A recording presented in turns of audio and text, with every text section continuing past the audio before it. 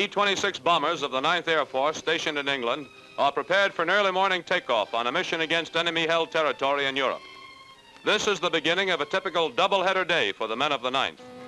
An early start is essential, for on these days 2 missions are completed, one in the morning and another in the afternoon. Their targets usually are enemy airstrips, supply dumps, and rocket installations.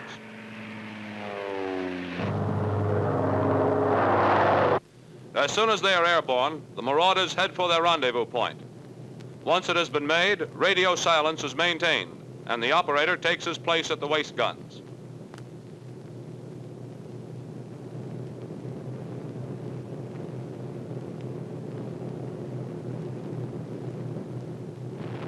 En route to the target, enemy anti-aircraft batteries go into action. Although the Flak barrage is usually heavy and intense, the B-26s have never been turned from their target because of it. Evasive action is taken every 10 to 20 seconds, but the cost of the objective is maintained.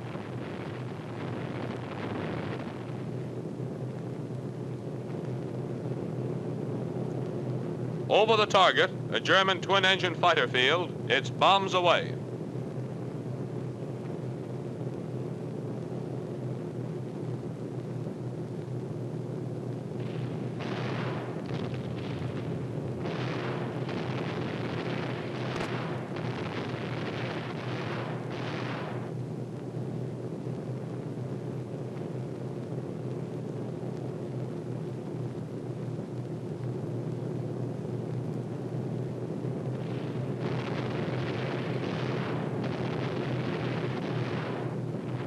With bomb bays empty and noses down, the Marauders head for home fast, meaning plenty of flak on the way back. This 26 makes the trip home on 1 engine.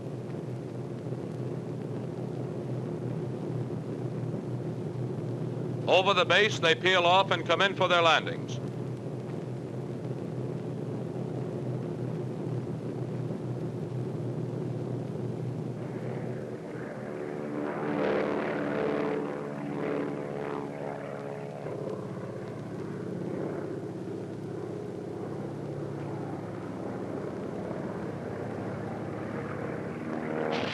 This Marauder had its hydraulic system shot out. The nose wheel was locked down and the main landing gear was locked in the retracted position. The pilot, 19 years old, the youngest on the field, brought her in for an almost perfect landing.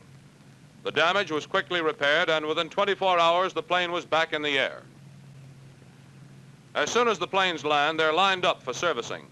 Parked close together to speed up the job, the planes are ready for action within 45 minutes. While the bomb bays are being loaded with 500-pounders, the plane's crew is fed. With only 45 minutes for lunch, the men don't stray very far. The planes are refueled, rearmed, the crew fed and ready for takeoff on the next mission within 3/4 of an hour.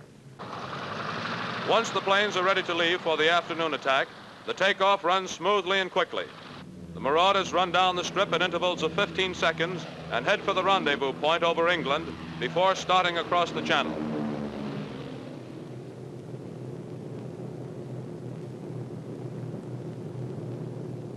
At the rendezvous point, other flights join to form a complete box of 18 aircraft, and the trip to the target is begun.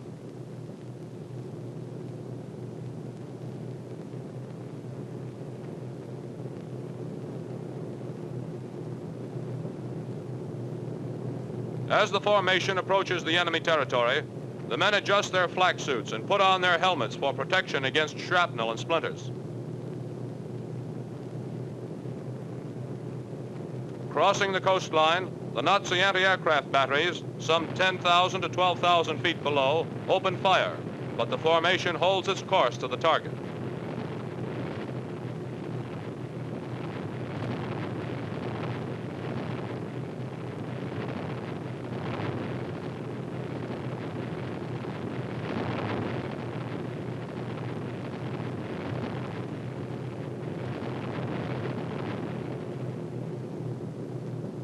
The bombardier, who is also the navigator on the B-26, snaps his switches, and once more it's bombs away.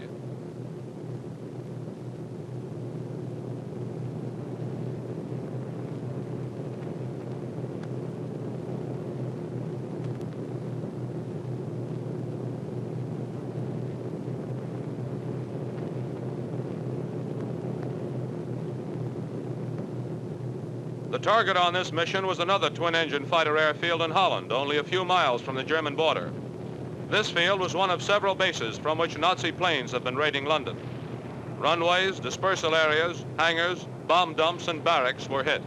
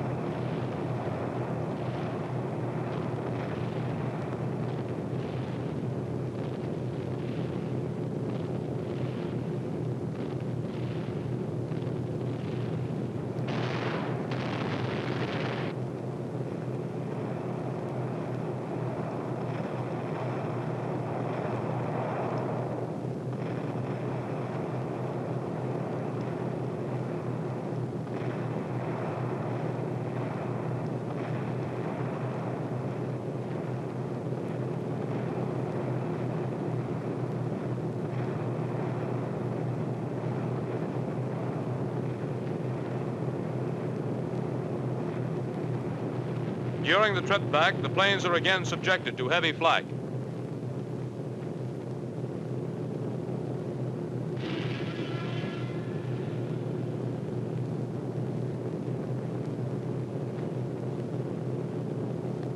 Two Typhoon fighters come alongside to guard any damaged planes on the way home. This B-26 was hit, and with one engine gone, begins to fall out of formation.